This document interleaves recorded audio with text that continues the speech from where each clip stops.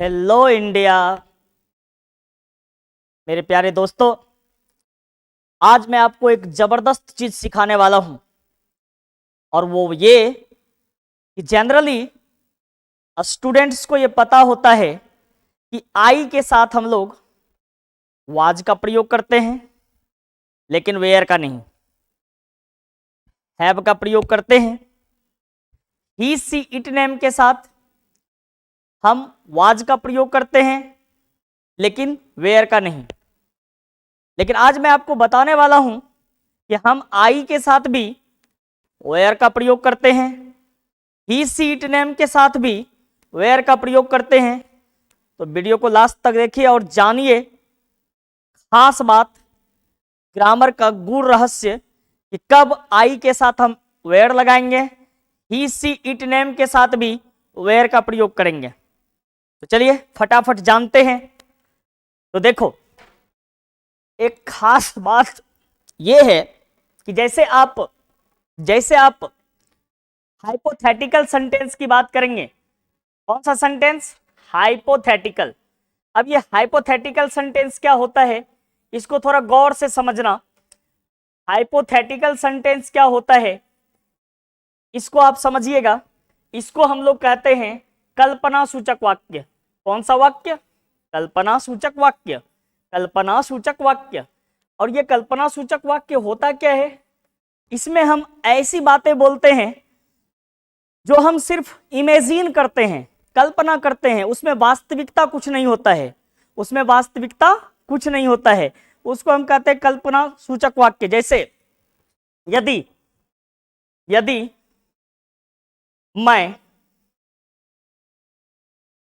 यदि मैं मुख्यमंत्री होता,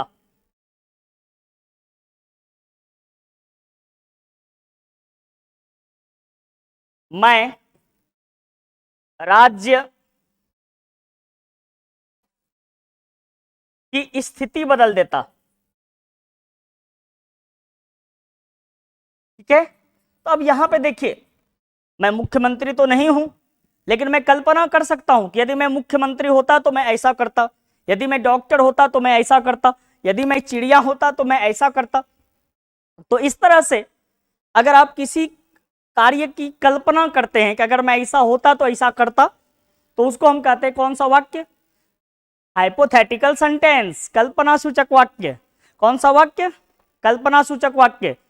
इमेजिनरी सेंटेंस भी इसको कहा जाता है। इसे ग्रामेटिकल टर्म में इसे हम हाइपोथेटिकल सेंटेंस के नाम से जानते हैं। तो ऐसे में जब हम बनाएंगे, ट्रांसलेट करेंगे, तो इफ आई, खाली जगह, द चीफ मिनिस्टर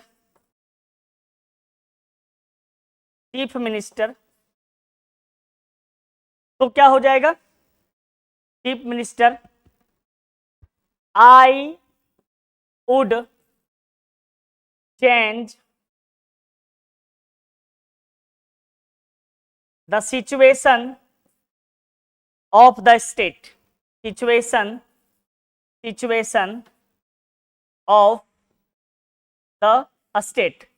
तो देखिए यहां पे, जब आपको यहां पे फील करने के लिए दिया जाएगा कि यहां पे हम वाज लगाएं कि वेयर लगाएं, तो जनरली स्टूडेंट क्या करता है, यहां पे वेयर का प्रयोग कर देता है कि वाज का करता है। जनरली वाज का ही करेगा, क्योंकि सभी लोग जानते हैं कि आई के साथ वाज होता है। I was going, I was playing, I was writing, ऐसा होता है। वेयर सोचेगा ही नहीं। लेकिन कल्पना सूचक वाक्य में किसी भी सब्जेक्ट के साथ वेयर लगता है। आई के साथ भी वेयर लगेगा, ही के साथ भी वेयर लगेगा, सी के साथ भी वेयर लगेगा, इट के साथ भी वेयर लगेगा, नेम के साथ भी वेयर लगेगा। तो यहां पे हम क्या लिखेंगे? If I were the chief minister, I would change the situation of the state. ठीक है, तो इसको हम कहते हैं कौन सा सेंटेंस? Hypothetical sentence. जी हां, हाइपोथेटिकल सेंटेंस में हम किसी भी सब्जेक्ट के साथ वेयर का प्रयोग करते हैं। क्लियर है? आगे देखिए कुछ और एग्जांपल्स, तो एकदम 100% आपके दिमाग में सेट हो जाएगा। जैसे यदि मैं पक्षी होता तो आसमान में उड़ता। ठीक है, कैसे बनाएंगे? If I were a bird, I would fly in the sky. ठीक है, यदि मैं राजा होता तो उसे अपनी रानी बना लेता। कल्पना सूचक वाक्य है, ना तो मैं राजा हूं ना मैं उसे रानी बना सकता हूं, तो क्या करेंगे? If I were the king I would make her my queen. यदि राम मेरा भाई होता तो मैं बहुत खुश होता। If Ram were my brother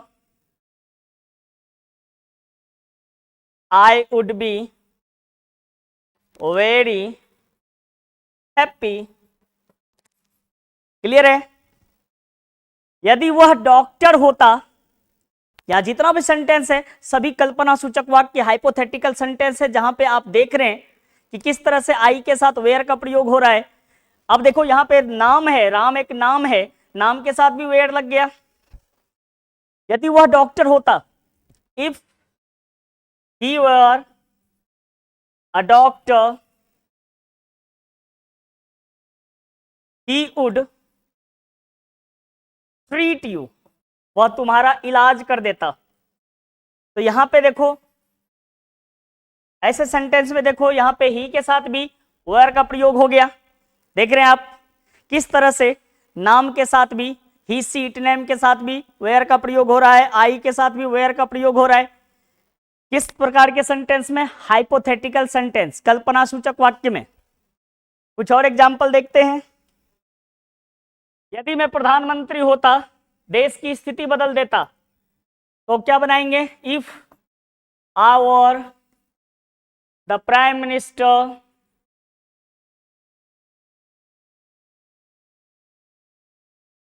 यहां पे देखो प्राइम मिनिस्टर बड़े पद के नाम के पहले द आर्टिकल लगता है। Prime minister I would change the situation of the country, situation of the country. Clear है? अब देखो यहां पे देखो मानो शब्द आया है, वह ऐसे बात करती थी मानो वह मेरा बॉस हो। मानो मतलब मान रहे हैं, कल्पना कर रहे हैं। मानो का अंग्रेजी क्या होता है? क्या होता है बताइए? मानो का अंग्रेजी क्या होता है? तो मानो का अंग्रेजी क्या होता है? As if. एज इफ क्या होता है? As if. तो हम कैसे बनाएंगे? हम बनाएंगे सी टॉक्ड, वह ऐसे बात करती थी, she talked as if she dash my boss. यहां पे देखो सी के साथ, चूंकि कल्पना सूचक वाक्य है तो सी के साथ भी क्या लगेगा? सोच लो क्या लगेगा? क्या लगेगा? जी बिल्कुल, बिल्कुल परफेक्ट आप बता रहे हो, यहां पे भी वर का प्रयोग होगा। और देखो आगे, वह ऐसे बात करता था मानो वह दूध का धुला हो। दूध का धुला हो मतलब दोषी नहीं हो, किसी प्रकार का दोषी नहीं हो, तो उसको हम कहते हैं मिस्टर क्लीन। Mister clean. तो ही टॉक्ड, ही टॉक्ड वैसे बात करता था as if he were mister clean. ठीक है, तो यहां भी वेयर का प्रयोग आपने देखा।